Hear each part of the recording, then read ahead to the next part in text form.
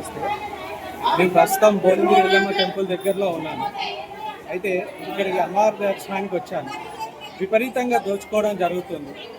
ఏమనగా ఓడి బియ్యం వస్తే 500, బోనం పెడితే 500. మరి ఇక్కడ రిసిప్ట్ ఏమైనా ఇస్తారా అంటే రిసిప్ట్ లేదు.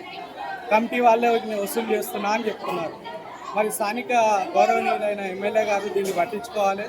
మళ్ళీ దేవస్థానమైన ఇన్ఛార్జ్ అయిన గారు దీన్ని దృష్టికి తీసుకెళ్తున్నాను. మళ్ళీ దీని విషయంలో నేను దేవాదాయ కమిటీ శాఖ చైర్మన్ గారికి కూడా రానున్న రోజుల్లో కంప్లైంట్ ఇవ్వడం జరుగుతుంది. మరి ఇంత విడిగా ఇంతగా దోచుకోవడం కూడా కరెక్ట్ కాదు. ఉన్నోళ్ళు వస్తుంటారు, లేనోళ్ళు వస్తుంటారు. వాళ్ళ దగ్గర చూసి తీసుకోవాలి. లేదంటే లేదు మేము పెట్టాము అని బాజాప్గా చెప్పడం జరుగుతుంది ఇక్కడ. మరి ఇది ఎంతవరకు సమంజసం అనేది తెలుసుకోవాలి. లేనోళ్ళు కూడా వచ్చి ఇక్కడ ఎంతో మంచిగా చేసుకుంటున్నారు. 500 బోనానికి 500, మరి బియ్యానికి 500 మరి తీసుకోవడం ఇది కరెక్ట్ కాదు. దయచేసి ఇది పెద్దల దృష్టికి తీసుకురావడం జరుగుతుంది. దీని మీద తగిన చర్యలు తీసుకోవాల్సిందిగా కోరుతున్నాను.